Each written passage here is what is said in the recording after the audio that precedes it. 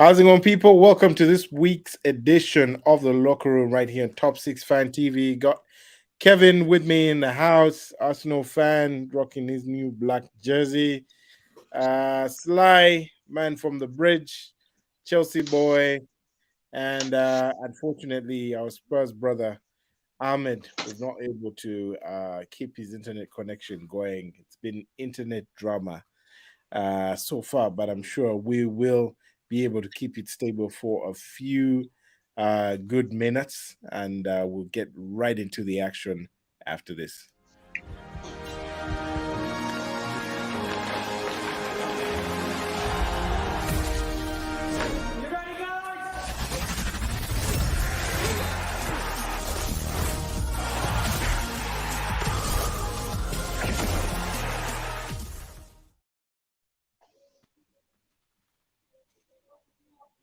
Brilliant. Welcome back. And if you're just joining us, welcome to the locker room right here on Top 6 Fan TV.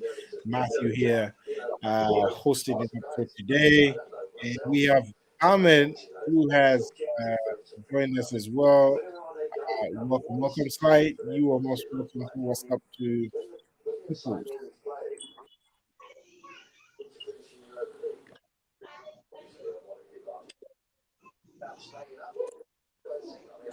Oh, Sly, say hi to the peoples. What up, guys? What's going on? Excited for a Fantastic. double game week this week, so lots of football up ahead. Hope everyone's well. Indeed. Kevin, How are you doing? You're good? Good to be here. Let's get cracking. brilliant. And yeah, Ahmed there dropping off again. A few challenges, but we will get right into the action, starting off with a review of the weekend's action. Fantastic game weekend with the Premier League, and kicking off the action at the Emirates. It was an interesting game right there. A little bit of a London derby. Arsenal starting it off on a scary note, and of course the Gunners were afraid after a few minutes. This man here, dare I say it, our defensive rock, making a little bit of an error at the back and allowing Mr. Mitrovic, the man in form, to get the ball off him and slot that home for 1-0. But the Gunners eventually came back from 1-0 down to win by 2 goals. Martin Odegaard there scoring the first one, and of course some great action in there before the man of the moment, Gabriel, got some redemption there. Arsenal taking out a gritty win there. Kevin, what are your thoughts on this win? Last season, Arsenal go 1-0 to a Fulham.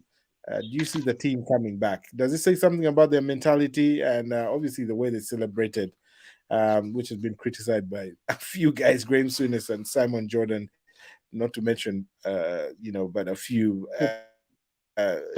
guys are like, these chaps are celebrating against Fulham. But what was your take? What was your take on the action? Celebration police is out again. But I think Fulham, before the game, we expected, actually, I predicted about 3-1. I expected an easy win, but a bit of challenge here and there.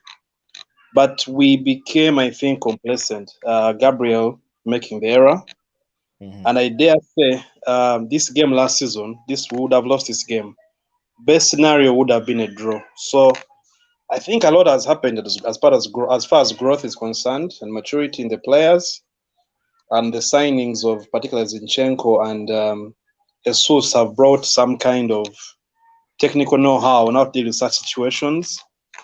So the game showed it's Fulham, well, yes, newly promoted team, but look, they're doing well. They drew Liverpool, if I'm not mistaken.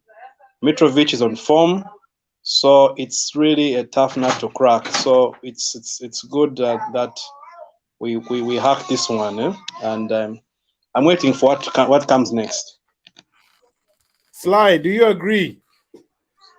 Well, I mean, it was an interesting game. I mean, I think right now people are still getting lost in the hype of everything that's going on.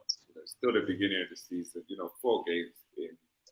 Yeah, Arsenal are doing well. I mean, in comparison to how they were last year, I think by this time last year they had lost all 3 of their games.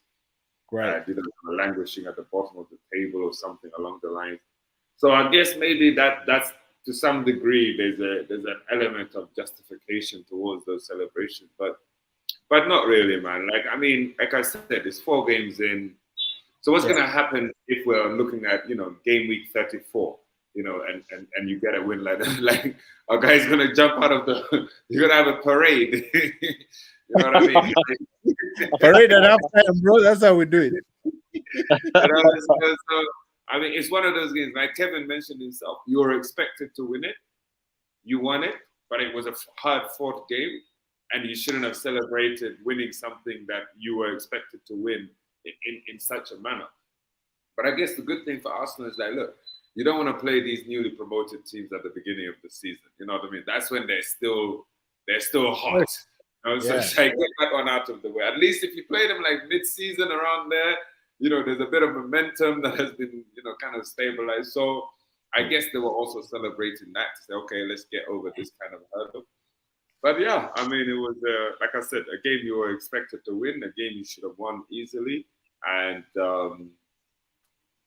But yeah, I guess that's the celebrations come from, let's say, recent history in terms of like, I think there's a general feeling that, there could be something here, like there's potential for something to come out at the end of the season. Maybe an FA Cup, maybe a Carling Cup, I don't know. But yeah, I think guys are excited. Yeah, man. 4th place for me will be fine. I think it bodes well for, our momentum, especially towards the back end of the season. I think the points we're collecting now, I expect a mid-season wobble. So the points we're collecting now, I think will be just enough to get us across the line for get the Arsenal across the line for the Champions League. In my view, narrowly scraping the 4th place. So, yeah, but we'll see what happens. And of course, Gabriel there redeeming himself, quite sloppy to be honest. And he has that part of his game in there. A bit rare, but he does have that. So let's hope it doesn't cost us. David Luiz about it. Sorry? A bit of David Luiz about it. Yeah, man. A bit of induction there. David Luiz. Was it David Luiz around when... Yeah. I think Gabriel. Yeah. He was around. There's a Brazilian thing going on there, man. So, yeah, thankfully he cut his hair off. So, hopefully he will... Yeah, moving on to the next game, Manchester United visiting Southampton, and this was a test after that game against Liverpool, where United came alive and Mr. One Hag, Two Hag pulling some some very interesting moves and keeping the likes of Cristiano Ronaldo and Harry Maguire on bench, much to the excitement of a lot of Man United fans. And I think now that United has a manager that has the cojones, as Simeone calls it, to bench Cristiano Ronaldo, bench the likes of Maguire, you're starting to see quite a bit of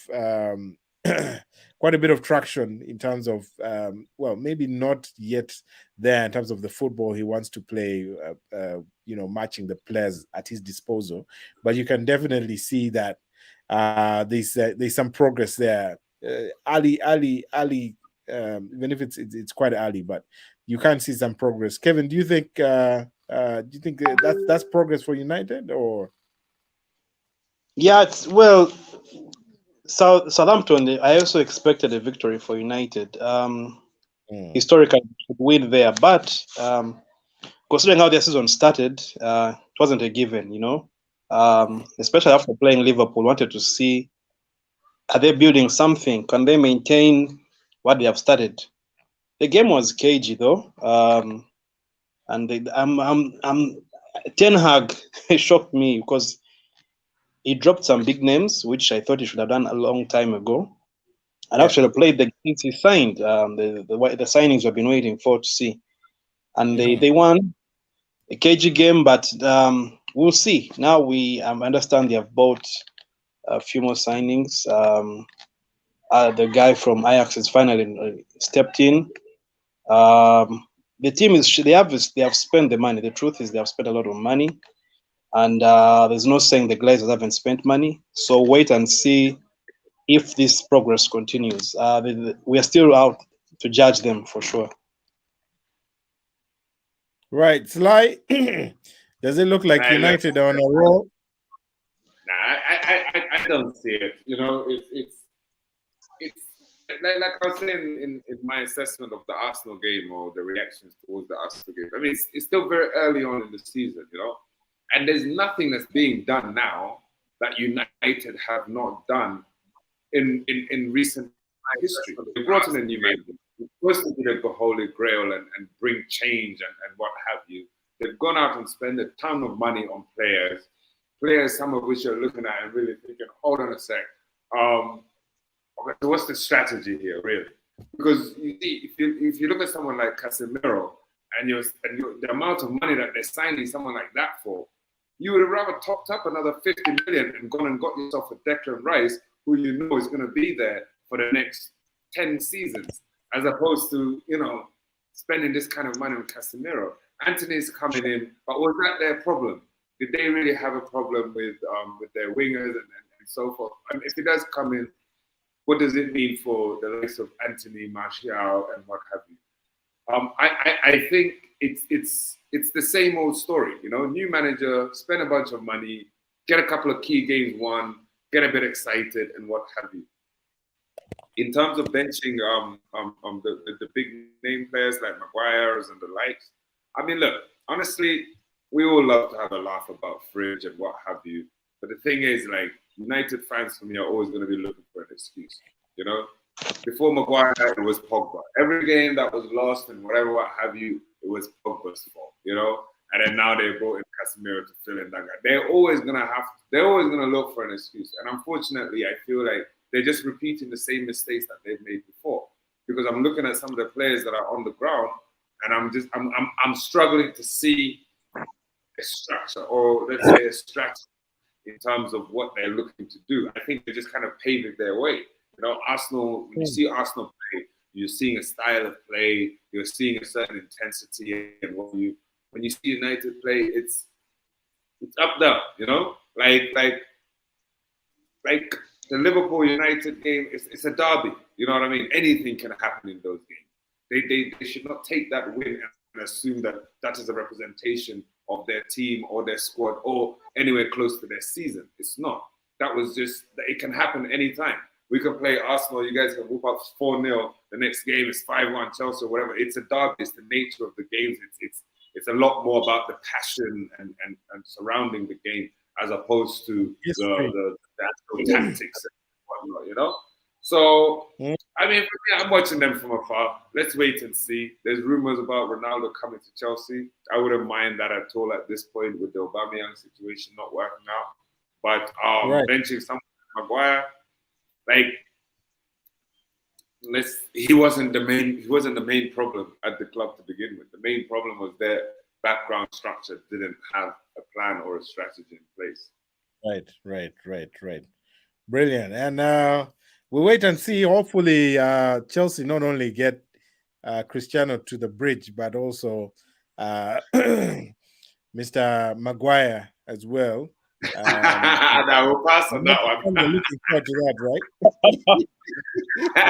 Hard pass. Deliver him to North London. United fans are looking forward to that, right? I mean, like, maybe, you know, also, you could find that Maguire could come to Chelsea and actually be very successful, you know? With the likes of Koulibaly, with the likes of Silva around him to learn from and to grow from, it'll be very, very exciting. Because you have to remember, Maguire went from undiscovered to, you know, doing things at Leicester, and then boom, he's at one of the biggest clubs in the world. And everyone is looking up to him. You have the experience to be able to guide a team at that level from his position as captain. You know, like how many Champions League games has he played in prior to joining even United, if any? You know, how many has he played in since joining United? So it's like, do you know something that we don't? Are you about to put out a here we go tweet? Oh, he's about to drop the bomb. The bridge. You already started justifying it. I'm just saying. He's coming home.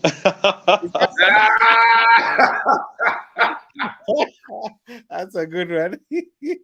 Yeah, let's move on to the bridge, people. And Chelsea coming out on top there over the weekend. 2-1 victory over Leicester City. It began with a scare right there. Conor Gallagher picking up a second yellow tactical foul there, as you had from from Sly. But Chelsea hitting back through the man, Raheem Sterling, assists coming in from the wing backs there, Marc Cucurella and Reece James, before Harvey Barnes threatened to make it a tense encounter. But Chelsea managing to see that one out. Sly, the two that stand out for you, out of the signing so far for the boys in blue. Sterling, for real. Cucurella, what are your thoughts? Yeah, I think they've been amazing. I mean, and they were expected to be amazing. These are already proven Premier League players, and they just hit the ground running, which is great. I do think that we do need a central player. Sterling's hold-up play, Havertz's hold-up play isn't quite there. And we need a hold-up player or a central striker to kind of bring them into play. Bambi, Chilwell, man, had such a great season last season. Unfortunately, injuries came about. Now Cucurella has come in and he's everything Chilwell is, but added with strength. Added strength. He doesn't just get bullied off the ball and things like that. Very impressed with both players. I think we can get more out of Sterling if we can get a central focus. Because right now, the ball goes up there and he's immediately crowded. And you can see even in this game, he managed to get 2 goals, but a lot of the ball, and it was nicked off him a lot of the time because he was just, they were double teaming him and what have you. And Kai Havertz's runs weren't quite really drawing away the defenders. So perhaps maybe if we can get a 9 or Kai starts scoring some goals, maybe a bit of attention might be taken away from Sterling and so forth. On our boy Gallagher, I mean, this is the next Mr. Chelsea, really. Academy player coming through the ranks, went to Crystal Palace, did amazing things, and even after the game, he came out and apologized and for being rash and what. But these are all learnings, and he was playing in a very the position he was playing in is a very, very difficult position to play in terms of knowing when to press, when to pull back, and what have you. Yeah. He's still very young. Let's get these let's get these mistakes made, get them out of the way so he can continue to grow. Without a doubt, one for the future. It was a rookie mistake from a rookie, but I like the fact we played most of the game with 10 men and we still held our own in terms of possession, playing some meaningful football and just sit tight. So overall, I was happy with the result. I think it was a fair result, and we're trotting along. Kevin, what are your thoughts on Chelsea? Do you think they can pull through if they fail to get central focus, a striker, before the end of the window? Aubameyang's deal looks to have stalled. I'm not sure. At first, I thought the boys who stormed his apartment came in from the London, but to push the move through. But it looks to have had the opposite effect. And but now Chelsea, do you think they can make it to the top 4 without a striker? Chelsea. First of all, from what I've been reading online, I think Fofana is over. Fofana is basically about done. So they have another defender coming in. Right. I think they season without another striker from what I read. Aubameyang seems to have stalled. And Chelsea, they have failed to convince me yet. I don't know. That says a lot about Leicester City. I don't know if it's because they have these rumors of players leaving, whether it is Fofana leaving, we now know is basically going to a medical, or if it is Tielemans. They seem to be out of sorts because up until this game, Chelsea really, the jury is out for me because Chelsea had failed to convince me. They bought all these good players. Right. You have Koulibaly, Cucurella, Gallagher is back in the team from loan. Sterling is in, but something seemed to be lacking. I don't know. The goals are not being. Kai Havertz missed so many chances the game before, so they seem to be missing something up front. And then they go and beat Leicester City with a man down. So that's a very good result by all counts. But I think overall, I'm not yet convinced. But the squad is good. They have a good squad. They have depth. Maybe they lack. Really, it's a striker. If they had, let's say, a Harry Kane up there, I don't think Chelsea. They would be challenging for the title for sure. Yeah, if they had a Hurricane, yeah, definitely. So that lack of a striker makes me think they really fight. They're fighting for the top four. I think I don't see them challenging for the league personally. I think they're fighting for third and fourth. But it's amazing if they had bought a striker, then I think surely there would be a shoo-in for the challenging of the title league. Well, the transfer window is not yet closed, so we might well see some drama before it does. Which strikers are out there? Rafael Leao of AC Milan has been mentioned. Antoine Griezmann, surprise one that has come out in the press today as one that may be able to leave Atletico Madrid. So towards the back end of the window, looks like a few striker options are rendering their head. And I just slide a comment in here from one of our live viewers. Charles Mugumya is asking, who are these so-called top six we speak of? Because based on the last 5 seasons, I have questions. Right, you want to take that?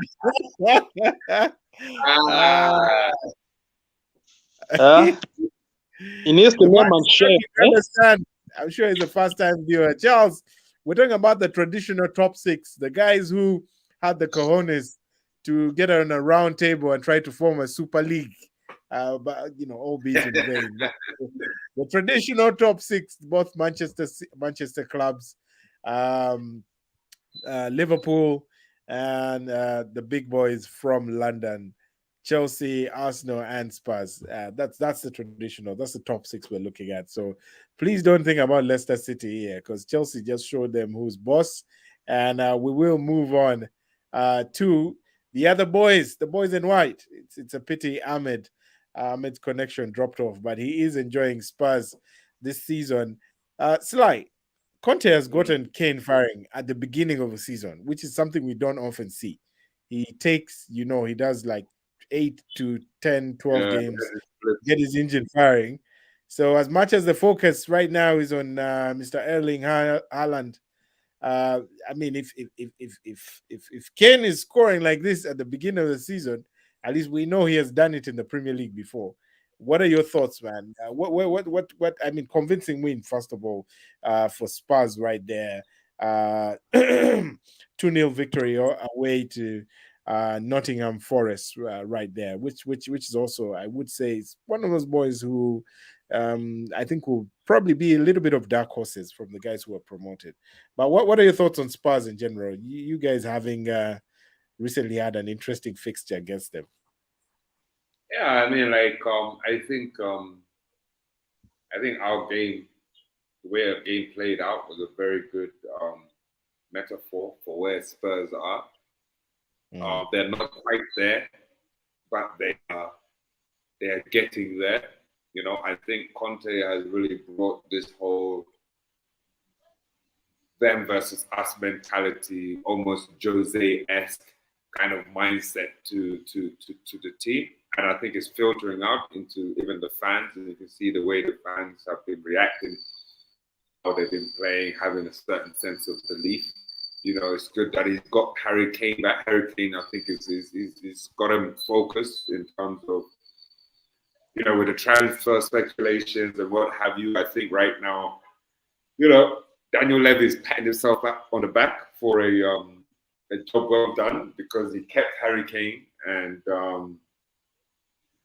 they've got Son signing. What goes into Spurs never comes out. Sorry? What goes into Spurs never comes out, man. You know? So I think for me the biggest test for me is gonna be when they stumble.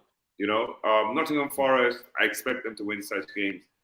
The money they've spent, the number of signings they've had, the backing they've given to Conte, such games should be games that you win, whether dirty or anyhow. You just gotta make sure you win those kinds of games. You're really gonna see what they're made of when they take their first loss. I think their next loss, I believe. They can go on a couple of game runs where they're drawing, losing, and they go through a bit of a blip. I think that's really going to show in terms of like whether what Conte has done is molded properly, or like you can start to see the cracks kind of forming. But I mean, they're there. They're playing decent football. Like you said, Harry Kane is scoring goals as you expect, without any doubt. Harry Kane, 20 goals a season is a minimum for him. You can expect that. It's something you can like chalk off at the beginning of the season and say, you know what, I'm gonna get my 20 goals from him. But you see, the thing with Tottenham is it's never been about. It's always been about getting over the line. They can get there, but it's about getting over the line. They'll get to the finals, but they will always choke. So it's like it's now when you have a serial winner like Conte coming in and seeing if he can mold these players into that kind of hardened mentality of just not choking when the time is critical, which is what I mean when I say let them go through a blip of 2-3 games and let's see. I think that's when we'll be able to see the true test of. But I'm surprised. I think the likes of Richarlison and so forth. I thought maybe they would have put a bit more focus towards him. But it seems they have quite a lot of options in there. So also managing that in itself, in terms of the number of new players that have come to the club that they've signed, that's also going to be tricky. The L's start coming in. Players being dropped on the bench. I can see Richarlison openly making noise about, just not playing and things like that. He strikes me as the type of person. So, especially going into a World Cup, eh?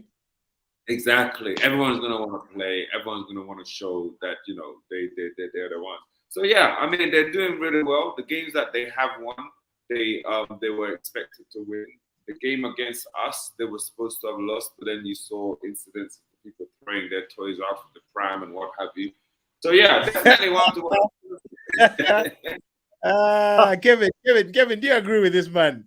Throwing that toy is not the problem, man. Those managers, I don't know what's going on with that handshake, man. I saw a meme that was, connecting that handshake to some other manager in Germany.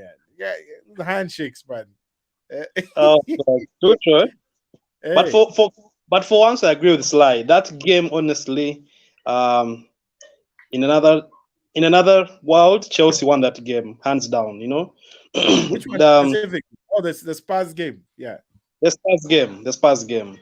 Right. They were just unlucky on the day. Decisions didn't go their way. Tottenham just pulled rabbits out of there. They were resilient, if I should say.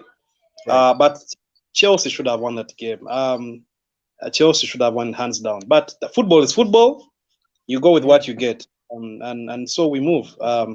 But Spurs, for me, they have this culture. We call it they call it doing the Spursy, and let's see if Conte can get these guys, because he has signed really well. They have, I think, one of the best squads, if not the best, at least for numbers, quality numbers. They have numbers, good guys. They signed really well. They signed early. He got them early in. He has had a lot of training with them. Anderson the Prison was hectic. Guys were complaining. So Spurs, we wait and see. They have been, and Hurricane has got a good start. So not so well, but that only bodes well because it can only get better. Yeah. So wait and see where Spurs goes, if they will make that next jump. Brilliant. And Mr. Conte there, in charge of the business for me, he is the difference for Spurs. Any other manager, Spurs have made those signings, they'll finish 10th. But this guy is quite something, The man. serial winner, yeah, sure. We'll wait and see. Speaking of signings, Erling Haaland, bro. I mean, this guy, fantastic result there for Manchester City against Crystal Palace. Patrick Vieira coming to one of his old teams. I think he played like 1 or 2 seasons towards the back end of his career, if I'm not mistaken, at City. But coming over there and initially giving the City boys some jitters there, taking a 2-0 lead. But City is City, and goals coming in. First one from Bernardo Silva, and then that laid the foundation for a hat trick from the man Erling Haaland, right there. This guy is also on a roll, gentlemen, and at this pace, this guy is quite something. Pace, height, power, positioning, is a total package. Do you think that City got both Haaland and Julian Alvarez, who's their you would say backup striker, for 77 million pounds, and Man United just went and spent 80 million pounds on Mr. Anthony? Is quite flabbergasting. But Sly, your thoughts on City, and in particular, what does having lost Gabriel Jesus in attack right there, and Raheem Sterling, what does especially Haaland bring to the table? Does he plug those gaps, or you expect to see some leakages? I mean, in terms of those two players, I don't think he plugs the gap in terms of goals. I think those two players have become surplus to requirement at City, and City, like, they can love you like crazy one day, and the next day, the next shiny thing that's on the shelf, they pick it up, and you're kind of this. I think Haaland he's just phenomenal. He's phenomenal. But I'll say something that is perhaps might be a bit controversial, but I don't enjoy watching him play, but I know that he's going to score the goals. He's not. There are certain players that just watching them play just excites you. Irrespective of whether you are a rival fan or whatever, you can just enjoy, watching them play. But I don't find him. I don't think he's somebody that I enjoy watching play. But I know he's a goal machine. Like, literally, he's a goal machine. He's just gonna. I was seeing some stats about his hat trick record. Like, at this point, he scored more hat tricks than like number of great players in the game over the years. So statistically speaking, he's gonna be amazing. He's gonna be a phenomenon, But do we watch football for statistics? I mean, the jury is kind of still out on that one. It's one of those. A beautiful game, right? Yeah, you know what I mean. Yo, Kevin. Sorry, Sly, for cutting you short right there. Let me put Kevin in the City one. We are running out of time. But Kevin, your thoughts on? Do you agree with Sly right there? He knows Haaland will deliver the goals, but he is not words exciting to watch, as he says. I would beg to differ. I think he's quite something. He's a handful. But Kevin, your thoughts on Haaland and what he brings to City? Haaland reminds me of those arguments we used to have back in high school when it was Van Nistelrooy versus Henry. Both get you goals in the 20s and 30s, whatever. Henry had what you'd call flair, assists, balls and whatever, falling back, just good to look at, sheer entertainment as well as delivering the goals. Van Nistelrooy, on the other hand, just gave you the goals. He was in the box, poacher, just tap-ins, brute force, ball in the net. So now Haaland, like a supreme version of Van Nistelrooy, not too much flair, not too much beauty to look at, but The guy gets in the box. The guy is very powerful. He's very quick, very strong, and very clinical. The goals he will give City so many goals. I think these guys have signed a goal machine. I see him exceed the 25 goal mark, when he's in his debut season. Right. So he's something to be. Defenders are scared of him. You can see it. They play with caution on there with him. So brilliant signing. He's more. He has replaced. I guess he'll replace the goals that Sterling and Jesus have departed with. He will cover up for them. Brilliant. And wrapping the action up with Liverpool away to rather welcoming Bournemouth to Anfield, and they were determined to put a few things right.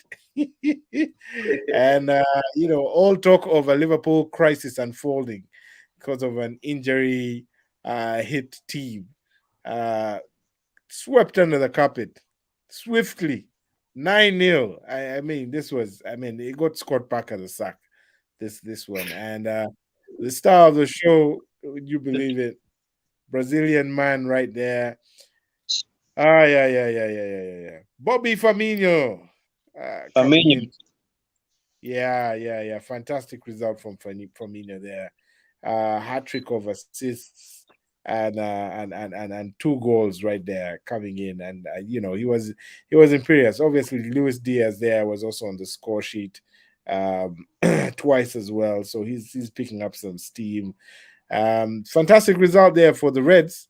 I mean, it's like, look at this for our man Jonah Kajima. Can't seem to get enough of this one. No look.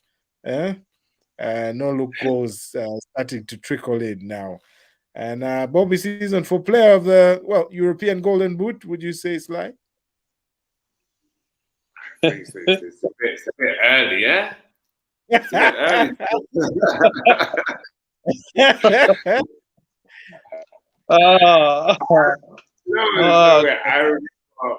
I remember Bobby for European Golden Boot, man, the golden shoe. Before the United game, they asked Klopp about I think United had just lost, so they asked Klopp about his expectations for the game ahead, and he said, "Well, you know what? I actually wish United had won like 5-0, right? Because it unleashed a certain animal at Old Trafford that we all saw the result of last week, and I think these guys saw the result of that." The result of that result with these 9 goals. No one wanted to play Liverpool after that beating because it was humiliation at a historical level, in the heritage of this rivalry. It was just like, everyone was laughing at United, and they were supposed to be hammered like 4-5-0, and Liverpool were and then all of a sudden it was like United jumped to Liverpool, and it was like Liverpool that were now looked at with dodgy eyes. For some, I don't know for the life of me why. So they really had kind of like a point to prove. I think Klopp more than anything would have really just dug into them that whole entire week. I think, of course, Liverpool, they've made some decent additions to the team. They're doing well. I like that Bobby's coming back. I'm a huge fan of his. I think he's a very interesting. Right, he's like this. He's like the modern day number 9. Very skillful, yet able to kind of put away the goals, and it's exciting to watch with the fans and whatnot. So I mean, like anyone that you can never throw Liverpool out. They are still riding off the back of that squad that Klopp bought. The core of that team is still together.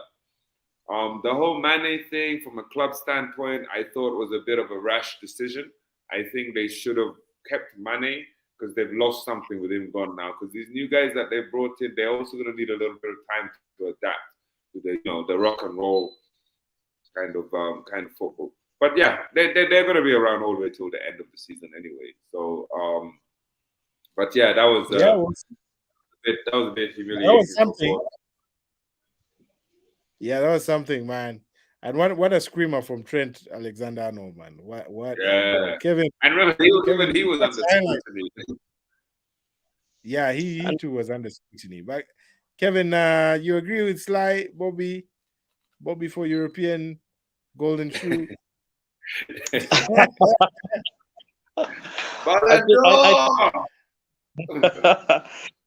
I think Bobby's biggest attribute is really the hard work he does for normally what what we knew as Mane and Salah scoring.